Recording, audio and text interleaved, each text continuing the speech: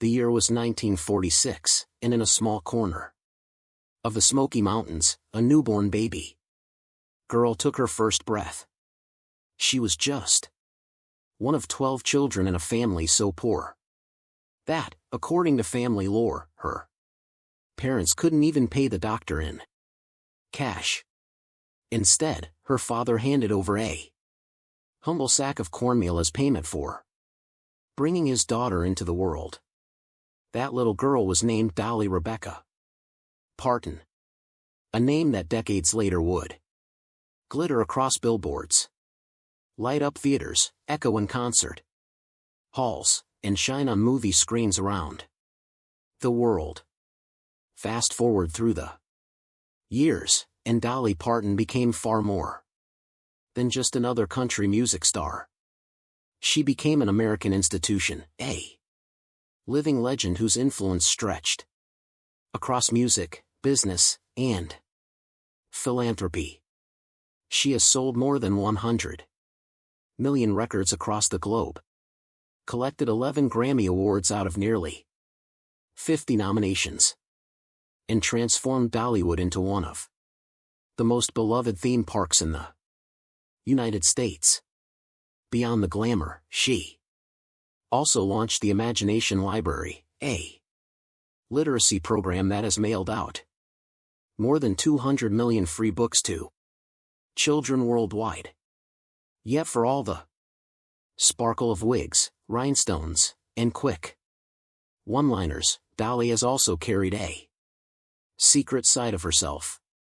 For over 30 years, she carefully built a dazzling public image that millions thought they knew while privately guarding another quieter life that rarely reached the spotlight.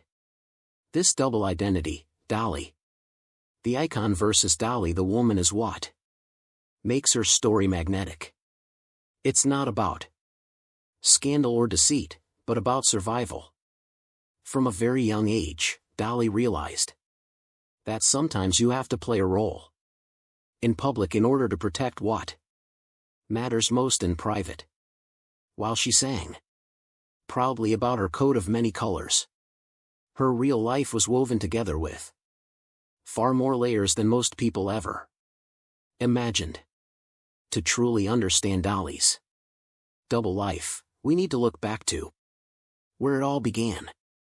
Dolly Parton entered the world on January 19, 1946. In Locust Ridge, Tennessee, a small mountain hamlet near Pittman Center in the Great Smoky Mountains. She was the fourth of 12 children born to Robert Lee Parton, a sharecropper and construction worker, and Dolly Parton, a mother who held the family together with her faith, her love, and her music. The story of Dolly's birth has become legendary. Her father, short on money, paid the doctor with a sack of cornmeal. Dolly often retells the story with humor, never once hiding from her humble beginnings. Poverty, however, did more than shape Dolly's childhood. It fueled her creativity. Out of hardship came some of her most timeless songs, like Coat of Many Colors, inspired by the patchwork jacket her mother lovingly stitched together from scraps of fabric. Life in the tiny one-room cabin was far from easy. It was crowded, noisy, and sometimes chaotic, but it was also full of music. Ali taught her children old Appalachian folk songs, while the church filled Dolly's heart with gospel hymns that would stay with her forever. By the time Dolly was just 10 years old, she was already singing on Knoxville radio stations.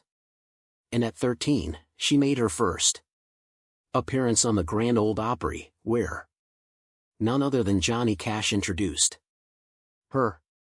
Even as a child, Dolly was certain of her destiny.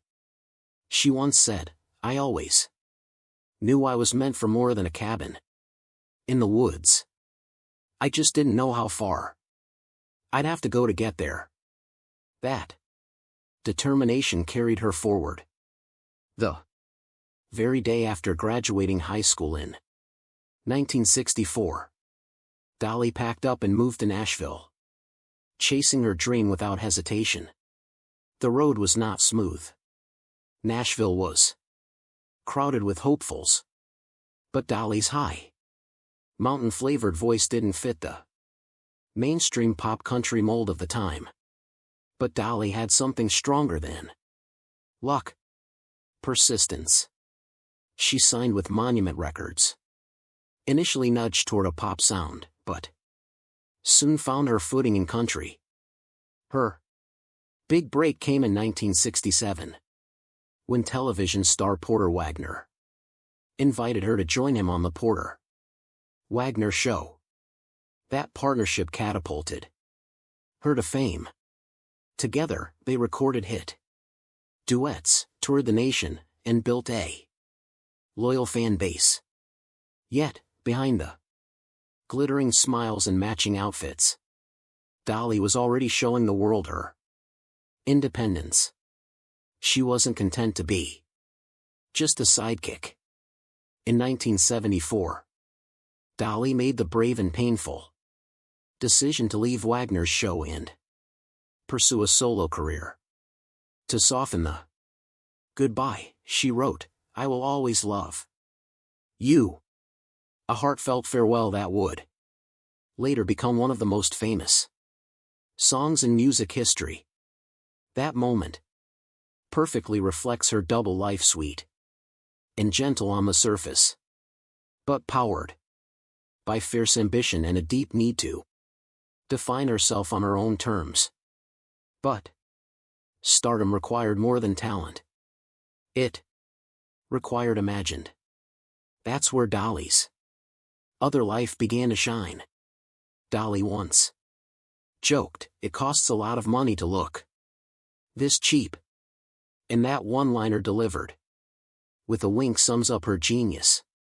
In the 1970s, when country music women were expected to look sweet and subdued, Dolly flipped the script. She piled her hair into sky-high wigs, wore sparkling rhinestone gowns, and painted her lips a dazzling red. Her inspiration, a bold, flamboyant woman back home who was gossiped about in whispers, yet never forgotten, Dolly decided, if that's trashy, then trashy sure looks fun. Her look, however, was more than style, it was armor. By creating a dazzling larger-than-life version of herself, Dolly distracted the world from digging into her private struggles.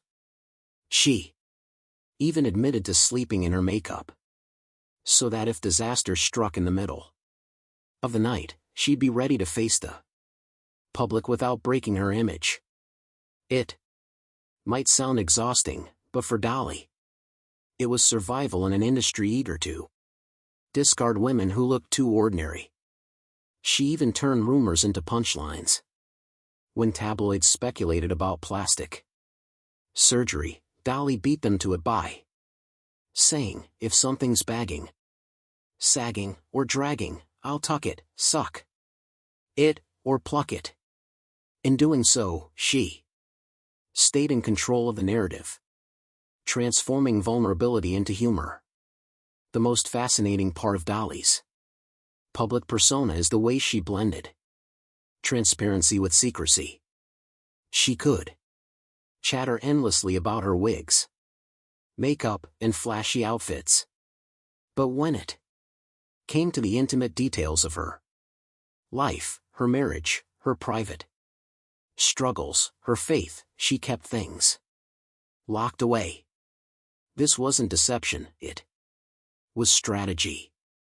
Dolly the spectacle protected Dolly the soul. But contradictions only multiplied as her career grew. She was the glamorous queen of country, yet she shocked fans by posing for Playboy. She was a gospel singer devoted to her Christian roots. But she also pursued crossover pop success. She gave away millions through charity, but also built herself into a sharp business brand decades before celebrity branding became common. And at the heart of all these contradictions lay one of her greatest mysteries, her marriage. On May 30th, 1966, Dolly quietly married Carl Thomas Dean. The ceremony was tiny, just Dolly, Carl, her mother, the preacher, and the preacher's wife. Carl has remained her partner for nearly 60 years. Yet for the world, he is practically invisible. He avoids interviews, avoids red carpets, and shuns public attention so thoroughly that fans often wondered if he even existed. Dolly leaned into the rumors with humor, once joking that people thought she kept a mannequin in the closet and named it Carl. The truth was far simpler. While Dolly toured the world, built Dollywood, and starred in movies like 9 to 5, Carl ran his asphalt paving company and lived quietly in Nashville. The contrast couldn't be starker. Dolly dazzling in sequins, Carl in work boots at home. It became one of the clearest examples of her double life. Faith was another defining piece of her identity. Growing up in the Smokies, gospel music and prayer were stitched into her very soul. And Dolly has always spoken openly about her Christianity. She even released gospel albums and has said that she prays daily. But in 1978, she stunned conservative fans by appearing on the cover of Playboy. She didn't pose nude, she wore the famous bunny suit with ears and all, but for many, the image of a gospel singing country girl in Playboy was nearly scandalous. Dolly often brushed things off with her trademark humor, later laughing that she once posed in a bunny outfit simply because, in her words, she looked kind of cute back then, and wanted to show it off while she could. That image, Bible in one hand and bunny ears in the other, captures the essence of Dolly Parton. She is never neatly fit into a single box. And maybe that's the real secret behind her magic. Her so-called double life was never about hiding sins. It was about refusing to be trapped by expectations. You can hear this contradiction in her music as well. On a single night in 1973, she wrote two of her biggest songs, Jolene and I Will Always Love You. One explored jealousy and temptation, while the other was a tender farewell to channel such drastically different emotions in the same sitting shows just how many emotional worlds Dolly was navigating all at once. But Dolly's story isn't only about her music. Take her business empire, for example. Fans might see Dollywood as just a charming theme park filled with roller coasters, country flair, and famous cinnamon bread. Yet behind that curtain is an incredibly sharp businesswoman. Dolly owns multiple companies under the Dollywood umbrella, poured investments into media ventures, and has built her global brand with near-surgical precision. Still, she often downplays this side of herself, preferring to lean into the image of a simple country girl. 11 as she makes multi-million-dollar business decisions. This too is a kind of double life. The savvy CEO quietly at work beneath the glittery gowns in Southern charm. Then there's her philanthropy, which has become just as legendary as her songs. In 1995, Dolly launched the Imagination Library program. That has since mailed more than 200 million free books to children all around the world. She's also helped fund hospitals, given out scholarships, and in 2020 donated $1 million to Vanderbilt University's CO-19 vaccine research, a contribution that played a key role in the development of the Mona vaccine. And yet, in classic Dolly fashion, she's quick to laugh it off, insisting she doesn't do it for recognition. She once said, "I just think it's important to give back if you've been blessed, and I've been more blessed than I ever deserved." Even here, there's duality. The public sees generosity, while Dolly quietly frames it as a personal mission. Shaped by her childhood, poverty and her faith, by the 1980s and 90s, Dolly was living in two parallel worlds, one dazzlingly public and one fiercely private. Both function in harmony, but keeping that balance wasn't easy. It raises the question, why did she cling so tightly to this separation? Living two lives might sound glamorous, but in truth, it was like juggling fire. Dolly managed it for decades, and the reasons ran deeper than wigs and witty one-liners. First came the relentless pressure of fame. Imagine waking up every day knowing millions feel entitled to your story, your secrets, your heartbreaks. Dolly understood early that fame can devour you unless you set boundaries. So, she created a glittering persona for the world to feast on while keeping the most tender parts of her heart locked away. It wasn't deception, it was survival. Another layer of her strategy had to do with gender. Dolly entered country music in the 1960s, time when women were often expected to stay sweet, submissive, and secondary. Instead, she exaggerated her femininity. The wigs, the makeup, the jokes about her figure, turning them into shields by making fun of herself. First, she stripped away the power of her critics. If they called her too flashy, she laughed even louder. If they mocked her bust, she turned it into a punchline. That was power, and it gave her room to climb ladders that might have otherwise been pulled away. Control was the third key. Dolly wasn't just a performer. She was a songwriter and a savvy businesswoman.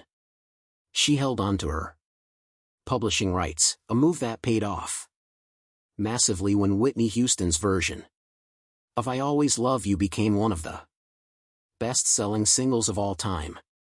She understood the importance of playing the long game, while the public Dolly distracted the world with sequins and sass. The private Dolly was quietly signing contracts, building empires, and playing chess while everyone else thought she was playing checkers. Of course, the double life came with risks. Keeping secrets meant fueling endless speculation.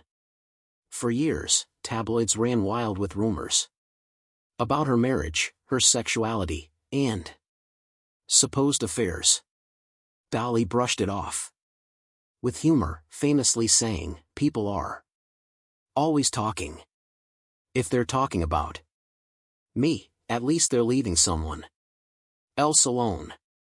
But behind the jokes, the constant need to deflect and carefully edit her answers surely took a toll.